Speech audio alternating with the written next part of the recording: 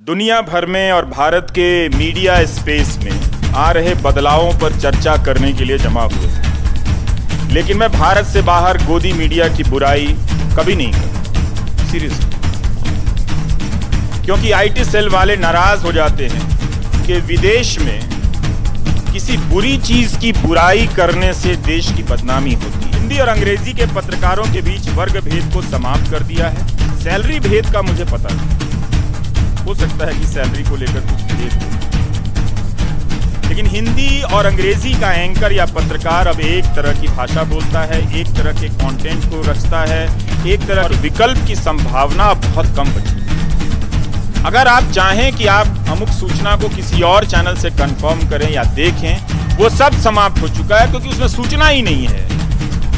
भेंट, मुलाकात, उद्घाटन, भाषण, इन्हीं सब का कवरेज ज्यादा है।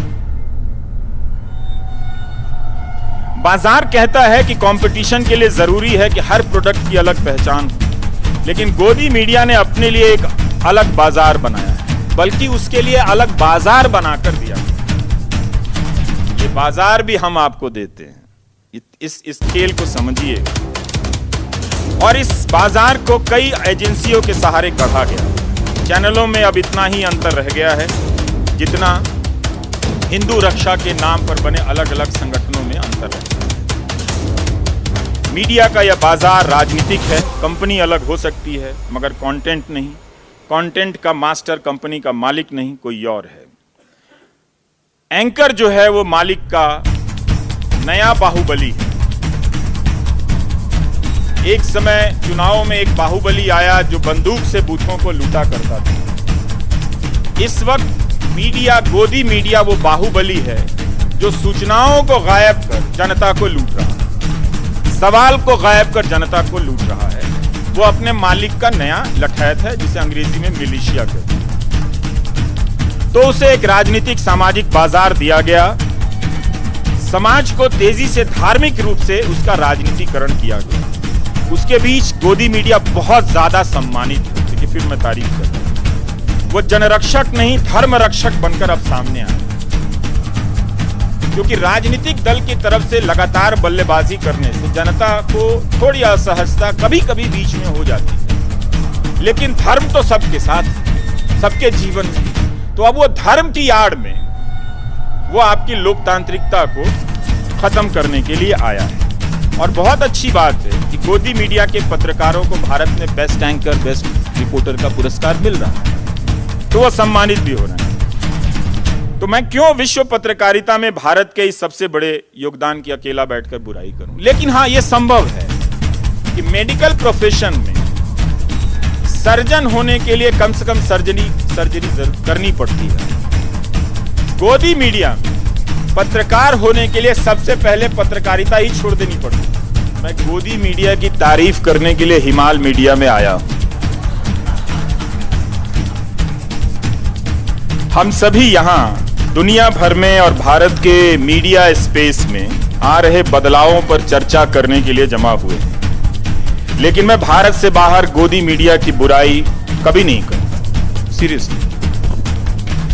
क्योंकि आईटी सेल वाले नाराज हो जाते हैं कि विदेश में किसी बुरी चीज की बुराई करने से देश की बदनामी होती है।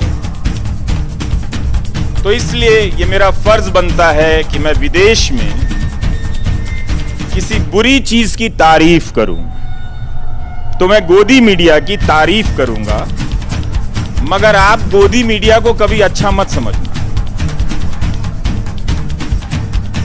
गोदी मीडिया भारत का अपना ब्रांड, इसे भारत ने खोजा है, विश्व गुरु ने खोजा है। मीडिया के इतिहास में कई तरह के खराब मीडिया के उदाहरण मिलते हैं, लेकिन भारत के गोदी मीडिया का अपना ही क्लास है। दिल्ली और नोएडा में मीडिया का सत्यानाश करने वाले इस बात से अब खुश हो सकते हैं कि मैं काठमांडू में उनकी बुराई नहीं कर रहा हूं, तारीफ कर रहा हूं। हाल ही में एक एंकर ने कह दिया लाइव कार्यक्रम में एक वक्ता को कि लात मारकर निकाल दूंगा, मगर इस बात की तारीफ करनी चाहिए कि उस एंकर ने लात नहीं मारी, लात मारने की बात ही कही। इसका मतलब है एंकर बहुत बुरा व्यक्ति नहीं रहा होगा, वरना वो कम से कम मेहमान के कपड़े तो फाड़ ही देता। उसने वह भी नहीं किया। अगर आपको किसी चैनल पर एंकर को यह कहते सुनना है कि वो वक्ता को, मेहमान को लात मारने की बात कर रहा है, तो इसके लिए भारत आइए। मैं दुनिया भर से अपील करता हूं कि गोदी मीडिया देखने भारत आइए, आइए। इससे भारत का पर्यटन बढ़ेगा, गोदी मीडिया के सुवेनियर बिकेंगे, लोग टेलीविजन पे सूचनाओं की जरिए की जगह पर एक दूसरे को लात घुसा मारते हुए देखेंगे और पर्यटन का विकास होगा। हो सकता है कि जब हम लोग पत्रकारिता से बाहर कर दिए जाएंगे तो वही सुवेनियर बेचते हुए नजर आएंगे। ये भारत का कम से कम अपना मीडिया का मॉडल है, ब्रांड।